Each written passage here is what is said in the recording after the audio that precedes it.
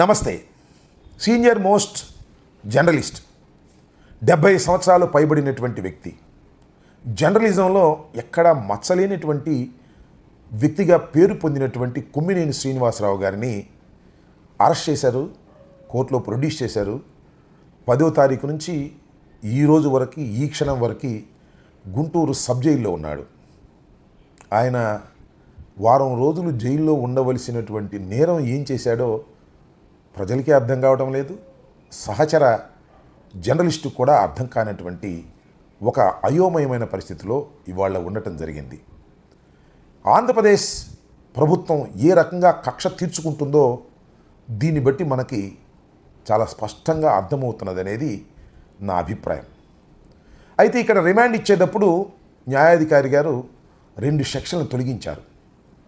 ఒకటి SC/ST atrocities act అసలు ఎందుకు పెట్టారు అనే దాని మీద చాలా వాదన జరిగిన తర్వాత ఆ సెక్షన్ని తొలగించడం జరిగింది. అంటే ఇక్కడ మీరు గమనించాల్సింది ఏంటంటే, ఏ సెక్షన్ అయితే బెయిల్ రాకోకుండా ఉంటుందో ఆ సెక్షన్ పోలీసు వారు వేశారు.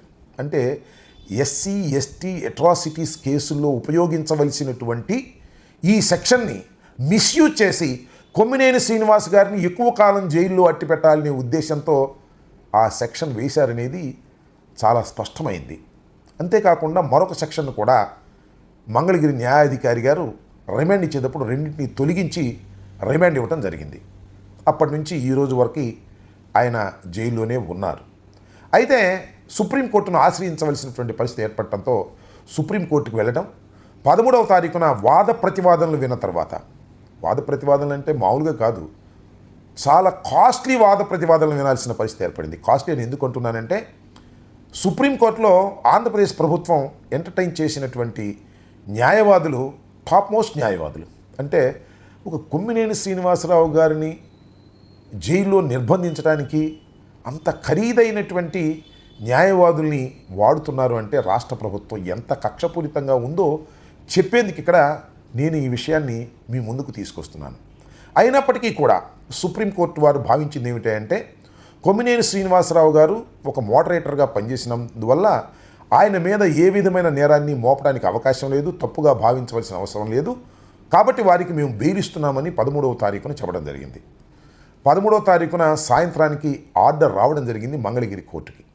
కానీ శని ఆదివారాలు ఈ 2 రోజులు సెలవు అవడం వలన సోమవారం ఉదయం ఈ ఆర్డర్ కాపీని కోర్టు వారికి సమర్పించి మెమో వేసి బెయిల్ తీసుకునేటటువంటి కార్యక్రమం తీసుకోవడం, తరువాత విడుదలకు మ్యాజిస్ట్రేట్ గారు ఆర్డర్ ఇచ్చిన తర్వాత విడుదలయ్యే అవకాశం ఉంది. అంటే ఈరోజు సాయంత్రానికి, అంటే 16వ తారీఖు సాయంత్రానికి ఆయన విడుదలవుతారని మేమందరం భావిస్తున్నాం.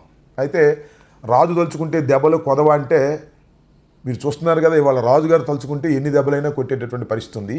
ఆ రాజుగారు లోకేష్ గారును చంద్రబాబు నాయుడు గారు. ఇంకో కేసు కూడా పెట్టచ్చు, ఇట్లా పెట్టారు. ఇంకో కేసు పెట్టి మళ్ళీ అరెస్ట్ చేసేటటువంటి కార్యక్రమం కూడా చేసినా మనం ఏమీ ఆశ్చర్యపడవలసిన అవసరం లేదు.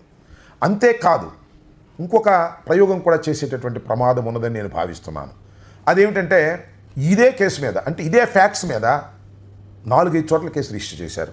ఒక చోట కాదు, 4-5 చోట్ల ఇదే కేసు. తుళ్ళూరులో పోలీస్ స్టేషన్లో ఒక కేసు, సాలూరులో ఒక కేసు, అదేవిధంగా విజయవాడ NTR జిల్లాలో 2 కేసులు, సేమ్ ఫ్యాక్ట్స్, కానీ కంప్లైంట్స్ ఆర్ డిఫరెంట్. ఆ క్రైమ్స్ కూడా ఉన్నాయి. మరి ఆ క్రైమ్స్లో కూడా వీరిని అరెస్ట్ చేసి ఇవాళ విడుదల కాకుండా ఏమైనా అడ్డం పడతారా అనేటువంటి అనుమానం నాకు లేకపోలేదు. ఎందుకంటే చంద్రబాబు నాయుడు గారు చేస్తున్న నీచమైన పనులన్నీ కూడా ఇంతే.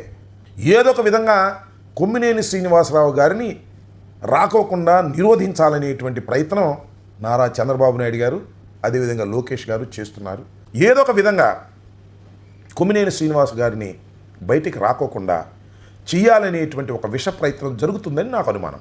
చూద్దాం ఇవాళ సాయంత్రానికి ఏం జరుగుతుందో.